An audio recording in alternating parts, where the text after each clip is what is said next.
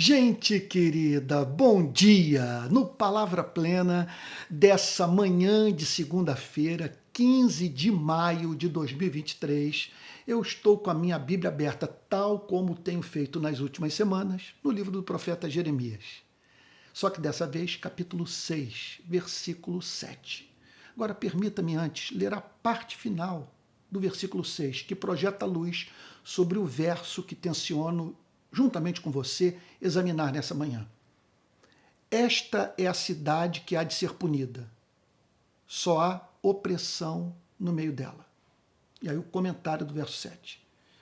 Como o poço conserva frescas as suas águas, assim ela conserva a sua maldade. Violência e destruição se ouvem nela.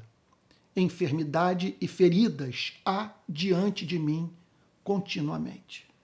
O profeta anuncia o juízo de Deus sobre a totalidade de uma sociedade. Então veja como que se percebe nas escrituras sagradas a presença do conceito de culpa coletiva, de responsabilidade social, como que o mal pode se transformar em traço da cultura. Desfaz-se nessa passagem todo o escândalo quanto à possibilidade de Deus julgar uma cidade inteira quando paramos para pensar na causa do julgamento. Então, na parte final do verso 6, uma declaração muito dura, muito contundente, difícil de ser digerida por nós, tão imersos no relativismo dos nossos dias. Esta é a cidade que há de ser punida. Punida por quem? Pelo próprio Deus. Deus julgaria aquela cidade. O que o profeta está dizendo é o seguinte: o que vocês fazem é repulsivo ao Criador.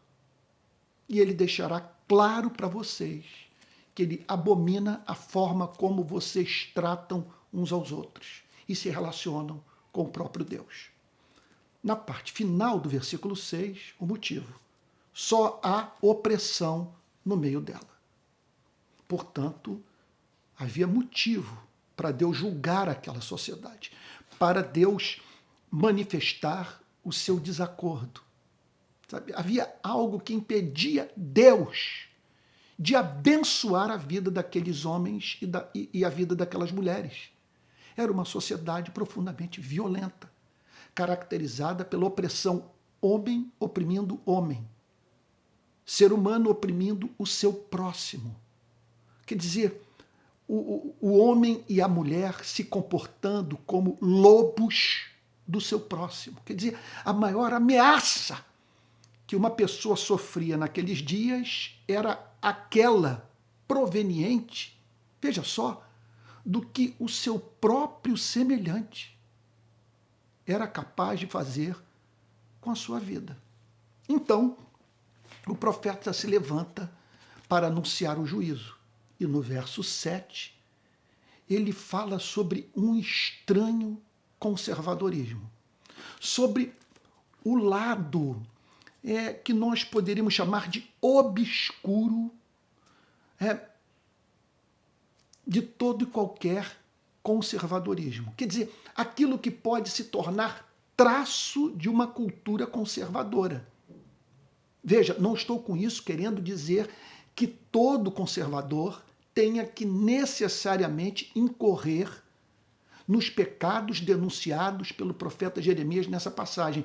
O que eu estou querendo dizer é que o conservadorismo está exposto sempre a conservar o mal, o anacrônico, o que não presta, o que deve ser descartado, o que está sendo atropelado pelo curso da história, mediante o aperfeiçoamento da própria sociedade, mediante o aperfeiçoamento das instituições do Estado, mediante o aperfeiçoamento da cultura.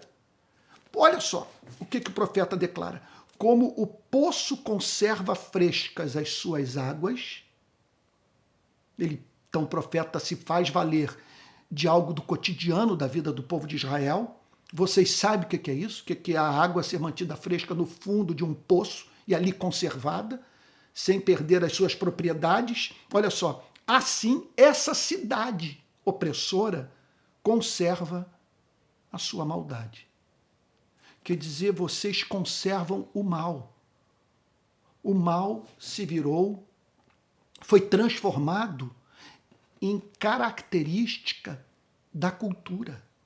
Vocês vivem de maneira a deixar intocável aquilo que lá na ponta representa sofrimento para a vida do oprimido e, consequentemente, representa uma afronta ao caráter de Deus. Então, eles conservavam o mal. E aos olhos de Deus, portanto, eram vistos como membros de uma sociedade doente. Violência e destruição se ouvem nela, enfermidade e feridas há diante de mim continuamente. Então, eu acabei de lhe apresentar alguns princípios, algumas verdades. Deixa eu até abrir um parênteses aqui para dizer o seguinte. Ontem eu conversava com meu queridíssimo pastor Tel, pastor da Igreja Presbiteriana Betânia, em Niterói, e eu falava sobre o que eu tenho percebido nessas pregações sobre o profeta Jeremias, sobre o seu livro. É a primeira vez que eu me dedico a esse trabalho em toda a minha vida. Olha só, em primeiro lugar, o quanto esse livro tem o que dizer para a nossa sociedade, o quanto que ele revela sobre o que está em curso no Brasil e nas igrejas da nossa nação. Agora, em conexão a isso, o que me impressiona é perceber certas leis sociológicas no livro do profeta Jeremias. Quer dizer, quando certas condições são estabelecidas, consequências práticas se tornam inevitáveis. É impressionante quando ele diz, por exemplo, que o rei, o sacerdote, o profeta estavam de mãos dadas, enganando um povo que gostava de ser enganado, que só ouvia aquilo que de antemão tinha interesse egoísta em ouvir. O resultado é isso que nós estamos lendo nessa manhã. Uma sociedade profundamente violenta. Porque simplesmente o sacerdote dava força às palavras do profeta. O profeta justificava as ações do poder público. O poder público oferecia, o rei oferecia proteção para o profeta e para o sacerdote. E o povo aplaudindo, porque tudo o que o povo queria era ouvir aquela espécie de mensagem que o eximia de um compromisso radical com o Deus que havia se revelado na sua palavra, chamando o povo de Israel para ser referência de amor a Deus e ao próximo para todo mundo. O povo não quis cumprir essa missão. O povo se recusou a aceitar, a acolher essa vocação. Então, dentro dessa perspectiva de que nós estamos aqui perante leis sociológicas, do funcionamento das instituições religiosas e da relação do poder político com o poder religioso, por sua vez, ambos com poder econômico, e o que tudo isso representa para a moral de um povo. Pensando nisso, pensando no quanto percebe-se nas páginas do livro do profeta Jeremias, a revelação do que está em curso na nossa nação, à luz desse versículo que me proponho examinar nessa manhã, eu gostaria de responder uma pergunta: o que tudo isso tem a dizer sobre o Brasil? Aqui está o profeta dizendo, esta é a cidade, ou esta é a nação, o país. É claro, essa cidade aqui você pode botar Belo Horizonte, você pode botar Rio de Janeiro, você pode botar Brasília, você pode botar São Paulo. Esta é a cidade que há de ser punida. Só há opressão no meio dela. Você conhece alguma cidade assim, do Brasil, na qual haja opressão? E aí, então, a declaração, permita-me repetir, o texto é muito importante. Como o poço conserva frescas as suas águas, assim ela conserva a sua maldade. Conserva a maldade. Quer dizer, o traço diabólico da cultura era conservado, era mantido vivo. Violência e destruição se ouvem nela. É o que se ouve nessa cidade. É o que se vê claramente presente nessa sociedade. Violência e destruição se ouvem nela. Bom, o que falar? Se você quer ouvir uma pregação consequente, se você não quer ser enganado, veja, ouvindo nessas manhãs um pregador que não tem outro objetivo na vida que não seja alcançar seguidores, obter as tais das curtidas, sabe, e portanto não fazendo outra coisa que não seja afagar o seu ego, se você não quer ter uma relação como essa, conforme nós vimos na semana passada, o povo que, portanto, gostava de ser enganado pelo profeta, se você não quer isso, permita-me, portanto, aplicar o texto à nossa realidade. Porque, é claro, essa passagem não existe apenas para nós pensarmos no que ocorreu no Israel dos dias do profeta Jeremias. Nós temos que pensar em como que tudo isso projeta a luz sobre o momento que nós estamos vivendo no nosso país. Ora, e é fato, fora de controvérsia, que quando nós falamos em violência, destruição e opressão, nós estamos falando sobre a cultura brasileira, sobre a nossa história, sobre o nosso país. O Brasil é um país que vive numa cultura violenta. Nós somos uma nação historicamente violenta. Olha o tratamento que nós demos aos índios, aos negros. Olha o histórico dessa nação de regimes ditatoriais, de estado de exceção, de tortura. Isso é uma coisa impressionante. Fomos o último país a abolir o tráfico de escravos e a escravidão. 40% de todo o tráfico de escravos, sabe, simplesmente se deu no nosso país. Esse é o país da Casa Grande da Senzala. É uma coisa impressionante, é o país dos quase 60 mil homicídios por ano. O país das balas perdidas que explodem cabeça de menino e menina pobre. Esse é o nosso país, um país que mantém atrás das grades 850 mil detentos, homens e mulheres que se encontram sob a custódia do Estado brasileiro e sendo sistematicamente torturados, sofrendo gravíssimas violações de direito. A pergunta que eu faço para você é a seguinte: como que tal pode ocorrer? Que retorno isso tudo dá para a nossa sociedade? Em que isso nos ajuda a viver melhor? Então, pensando nesses fatos, pensando no texto de Jeremias, de que Deus julga sociedades violentas, pensando que nós vivemos numa cultura violenta, que temos uma história, um histórico de violência, pensando na violência hoje presente nas nossas cidades, eu gostaria de fazer 5 aplicações práticas desse texto, levando em consideração a nossa realidade, a fim de que não tornemos a nossa vida exposta a esse tipo de juízo. Porque Deus haverá sempre de julgar sociedades violentas. E o que fará? Igrejas regidas por uma cultura bélica, por violência. Então vamos lá. Primeira aplicação prática que eu gostaria de fazer no programa de hoje. Nós não podemos ser condescendentes com o discurso do bandido bom é bandido morto. Eu não estou com isso querendo dizer que nós devamos, o que é nosso dever, em nome da graça, em nome do amor, da misericórdia, abrirmos mão de toda e qualquer espécie de senso de justiça. Não estou querendo com isso dizer que nós temos a obrigação, como cristãos, de amarrar os braços do Estado, impedir, portanto, a polícia de agir, o juiz de julgar e condenar. Não estou querendo dizer isso. O que eu estou querendo dizer é que nós não devemos celebrar morte de ser humano. Nós não devemos fazer piada com isso.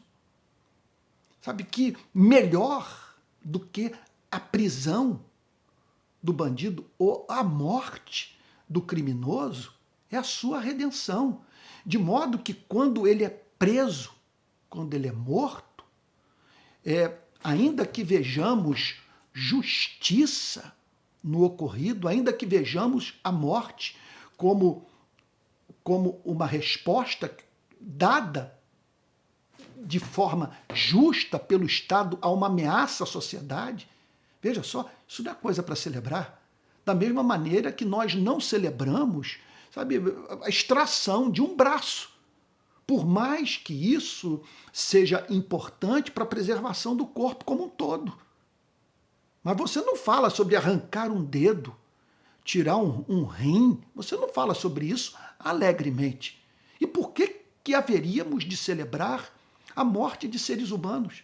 É uma coisa para a qual você pode olhar até dizer o seguinte: olha, foi necessário, não havia como ser diferente. Ele resistiu ao Estado.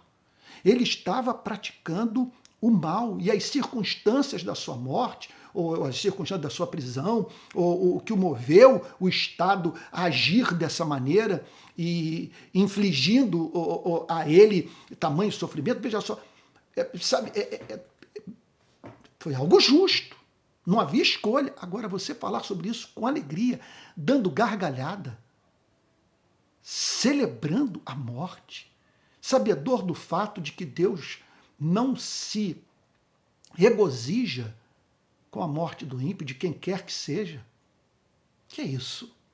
Em segundo lugar, quer dizer, isso não, sabe, em segundo lugar, nós não podemos, igualmente, compartilhar no WhatsApp, no Telegram, nas redes sociais, vídeos que mostram bandidos se dando mal na ação criminosa. Cenas, portanto, de carro passando por cima de bandido. Sabe? De um cidadão qualquer reagindo com violência a uma tentativa de assalto e, com isso, portanto, matando o bandido. Nós não podemos nos regozijar a ponto de divulgar cenas que mostram policiais matando criminosos. Qual é o interesse? Em que isso interessa a causa de Cristo? Nós divulgarmos esses vídeos de modo a banalizarmos a morte, de modo a fomentarmos uma cultura de violência. Pare para pensar num episódio ocorrido, se não me falha a memória, foi em São Paulo, de um rapaz que passou por cima de alguém, me parece que numa tentativa de assalto, sabe, passou por cima do seu carro e ainda fez um vídeo celebrando o ocorrido, celebrando o fato dele ter atropelado, de ter esmagado o bandido. Sabe, numa hora como essa, nós temos que pensar na nossa participação nesse tipo de resposta, sabe, ao crime, que faz, portanto, com que a sociedade seja regida pelo princípio do olho por olho, dente por dente, o que foge do espírito do Novo Testamento. Então, por que divulgar esses vídeos? Por que celebrar morte de bandido? Por mais que não queiramos que eles estejam atuando livremente, por mais que queiramos uma polícia bem remunerada, bem treinada, bem supervisionada, e um sistema prisional que receba pessoas que de fato representam ameaça à ordem pública, aos direitos básicos do cidadão, da cidadã. Agora, daí para nós comemorarmos a morte de pessoas e estimularmos uma cultura bélica, é um outro passo. Em terceiro lugar, quer dizer, é um outro espírito, é uma outra atitude avessa ao espírito do Evangelho. Em terceiro lugar, nós não podemos também nos silenciar nas ocasiões em que tomamos conhecimento da prática tão presente na nossa cultura de abuso de autoridade, de nos silenciarmos quando o agente do poder público age ao arrepio da lei. Nós precisamos entender que isso é burrice rematada, porque uma pessoa investida dessa autoridade do Estado, que porta um distintivo, que carrega uma pistola, é uma pessoa investida de muito poder. Poder para coibir o mal, poder para praticar o mal, poder para destruir a sua e a minha vida, poder para prender injustamente, poder para matar. Então, sendo a natureza humana o que estando nós, portanto, sob essa... estando nós sujeitos, portanto, a esse princípio do mal, que faz com que, ao lidarmos com o poder, estejamos expostos a sermos corrompidos pelo poder, quer dizer, sabedores do fato de que o poder corrompe, e como alguém já disse, o poder absoluto corrompe absolutamente, sabe? Que não é tarefa fácil para o filho de Adão portar uma pistola. Veja só, com o aval do todo da sociedade, que a probabilidade dessa pessoa se corromper é concreta, embora isso não ocorra em todos os casos, não há mínima dúvida que essa pessoa investida dessa autoridade, repito, tem que ser supervisionada, e que se ela agir ao arrepio da lei, é uma ameaça para a sua vida, para a minha vida, para a nossa família, sabe? Uma ameaça ao bem-estar de pessoas que nós amamos. Olhe para a história da humanidade, olhe para o nazismo, olhe para o fascismo, olhe para o regime militar no nosso país, olhe para a quantidade de exemplos que temos na nossa história, para a história universal, da história da nossa nação, da prática de abuso de autoridade. Então, atrai o juízo de Deus sobre sua vida toda e qualquer sociedade que tolere que tolere a prática de abuso de autoridade.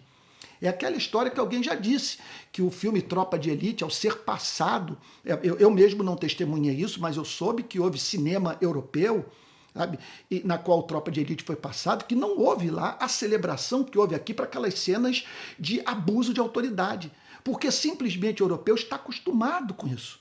Ele sabe o que é o Estado perpetrar violação de direito. Ele sabe o que é o cidadão ficar nas garras do Estado. Eles têm, portanto, o histórico da presença do stalinismo marxista nos países da chamada Cortina de Ferro, da ascensão do nazismo, do fascismo. Eles sabem o que é um Estado totalmente desregulado e, portanto, agindo tão somente a fim de satisfazer as intenções, os planos macabros, egoístas, diabólicos dos detentores do poder político, dos detentores do poder econômico. Então eles dizem o seguinte: é uma loucura darmos essa liberdade para o Estado, que tudo isso vai se voltar contra nós, porque nós criamos um ser muito poderoso, o Estado, que tem poder de prender, tem poder de matar. Ele tem que agir, portanto, sempre dentro dos limites impostos pelo pacto social. Ele não pode cruzar essa fronteira sob pena de tudo isso se voltar contra o todo da população. Meu Deus, como que alguém que crê na necessidade de redenção do homem, na chamada depravação total, que o homem precisa de Cristo para ser salvo, que ele precisa do Espírito Santo para receber uma nova natureza, como uma pessoa pode permitir que um filho de Adão portanto, porte um fuzil e sem a mínima supervisão, sabe? Sem o temor da lei, sabe? Atue livremente, praticando, repito, o abuso de autoridade e diante de uma sociedade que aplaude e que só se rebela quando se torna vítima. Olha, eu me lembro de uma família de classe média que uma vez me procurou com a seguinte questão ética: o nosso filho, morador de um condomínio de classe média alta da Barra da Tijuca, foi pego no grampo vendendo drogas no condomínio.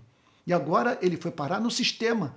E o que nós queremos saber é se nós devemos corromper o agente penitenciário, porque ele está sendo ameaçado de sofrer violência sexual na prisão. Sabe? Impressionante a quantidade de gente que passou a entender as agruras vivenciadas pelos detentos no nosso país depois que foi parar atrás das grades.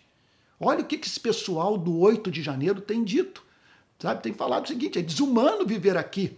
Sabe? Eu acho desumano mesmo a forma como que a coisa funciona. Eu acredito até que um dia nós vamos rever essa pena de detenção, de botar uma pessoa num cubículo. Contudo, é claro, tem que haver alguma pena. Mas, repito, sabe, qual é o interesse, qual é o ganho, qual o retorno da sociedade dela pegar os seus detentos e os torturar sistematicamente? O que esperamos como resultado dessa prática lá na ponta? Como que a igreja pode aplaudir tudo isso? Sabe? Ainda mais quando sabe que grande parte desses detentos, sabe, é proveniente de família evangélica. No meu trabalho no sistema prisional, chamou muita atenção a quantidade de detentos com o nome de Isaías, de Jeremias, de Ezequiel, filhos de crentes. Sabe? Bom, mas vamos prosseguir aqui para terminar, que já avancei demais no horário. Olha só, em quarto lugar, nós não podemos, veja só, estabelecer como critério, chamar isso, inclusive, de critério por excelência, critério cristão, de escolha de candidato a cargo público, sabe? Quer dizer, baseado no discurso da lei e ordem. Quer dizer, quanto mais uma pessoa anunciar que, caso eleita, sabe, vai dar tiro na cabecinha das pessoas, quanto mais ela prometer um governo bélico, mais tem o apoio da sociedade e mais tem o apoio da igreja. Olha, isso é um nonsense completo. Quer dizer, eles sabem, esses candidatos, que se anunciarem um governo, quer dizer, regido pelo olho por olho, dente por dente, que esses candidatos vão ter o apoio da sociedade e o apoio da igreja. Agora, qual é a nossa meta? É matar ou terminar com a violência? Deixa eu dar um exemplo.